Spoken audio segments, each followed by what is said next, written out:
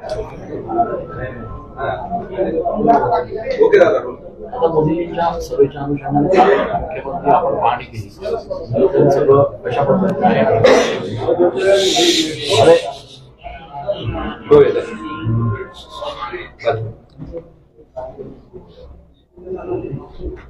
दरवर्षी 12 जानेवारी स्वामी विवेकानंदजींची जयंती भारत देश पातळीवर युवक महोत्सव म्हणून साजरी केली जाते। चालू वर्षाला केंद्र शासनाने देश पातळीवरचा युवक महोत्सव साजरा करत असताना आपल्या नाशिकची निवड केलेली आहे। मी संपूर्ण नाशिक शहर आणि जिल्ह्याच्या वतीने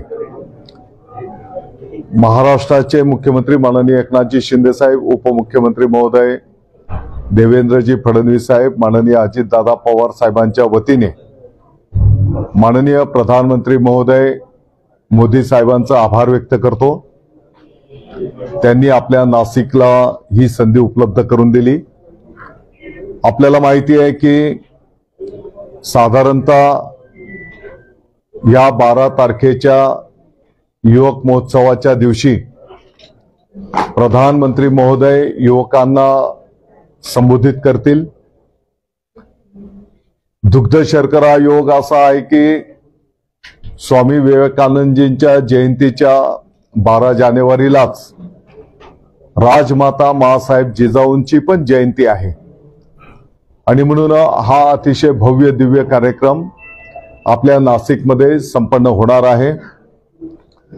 देश पातळीवरून साधारणपणे प्रत्येक राज्यातून एकूण साधारण 8,000 युवक युवती या कार्यक्रमाच्या निमित्ताने आपल्या नाशिकमध्ये येणार आहेत।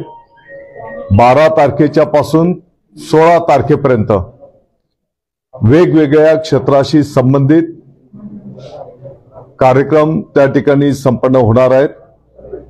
त्याची माहिती ऑलरेडी यापूर्वीच आपल्याला देण्यात आलेली आहे आणि मग स्पोर्ट्स असेल, सांस्कृतिक असेल, विज्ञान असेल, अशा वेगवेगळ्या क्षेत्राशी संबंधित कार्यक्रम त्या ठिकाणी संपन्न होत असताना या क्षेत्रातल्या स्थानिक युवकांना पण त्या ठिकाणी स्थान उपलब्ध होणार आहे। काही कार्यक्रमांमध्ये आपल्या नाशिककरांना पण सहभागी त्या ठिकाणी होता येणार आहे आणि म्हणून हा कार्यक्रम भव्य दिव्य आणि यशस्वीरित्या संपन्न व्हावा यासाठी माननीय मुख्यमंत्री महोदय एकनाथजी शिंदे साहेब काल आपल्याला सर्वांना ठाऊकच आहे आढावा घेण्याच्यासाठी ते येऊन गेलेत।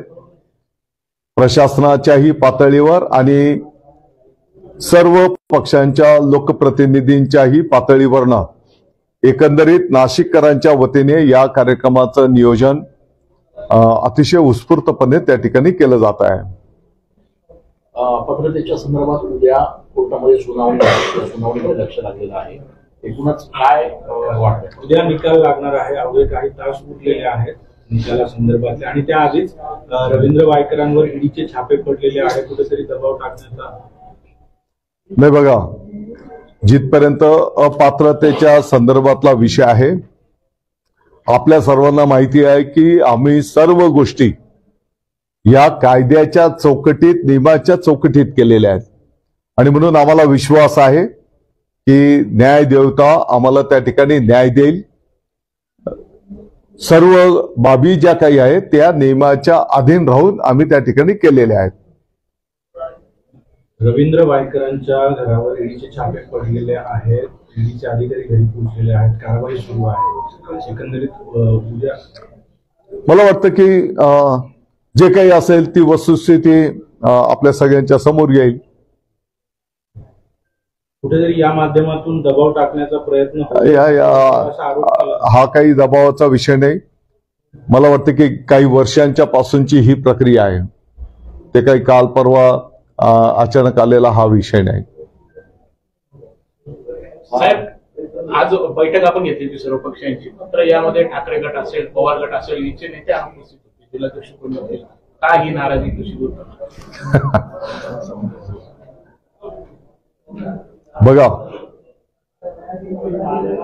मी सुरुवातीला सांगितलं की स्वामी विवेकानंदजींच्या जयंतीच्या निमित्ताने दर वर्षाला भारत पातळीवर एका शहरामध्ये हा युवक महोत्सव साजरा होत असतो आणि चालू वर्षाला आपल्याला नाशिकला ती संधी मिळालेली आहे आणि देशाचे लोकप्रिय प्रधानमंत्री आदरणीय नरेंद्र मोदी साहेब आपल्या नाशिकला येणार आहेत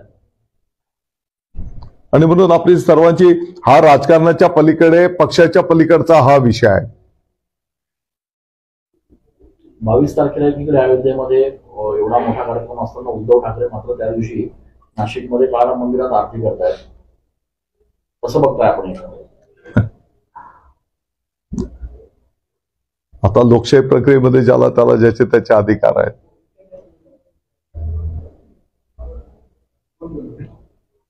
आपल्या सर्वांना आनंदाची आणि अभिमानाची गोष्ट आहे. गेल्या 550 वर्षापूर्वीच संपूर्ण भारतीयांचं जे स्वप्न होतं आणि प्रामुख्याने हिंदू हृदय सम्राट शिवसेना प्रमुख माननीय बाळासाहेब ठाकरे साहेबांचं जे स्वप्न होतं की अयोध्येच्या राम जन्मभूमीमध्ये प्रभू श्रीरामचंद्रांचं भव्य दिव्य मंदिर झालं पाहिजे आणि देशाचे प्रधानमंत्री आदरणीय मोदी साहेबांच्या नेतृत्वाखाली त्या मंदिराचं लोकार्पण 22 तारखेला होणार आहे. आम्हा शिवसैनिकांच्यासाठी ही जास्ती महत्वाची आणि आनंदाची गोष्ट आहे.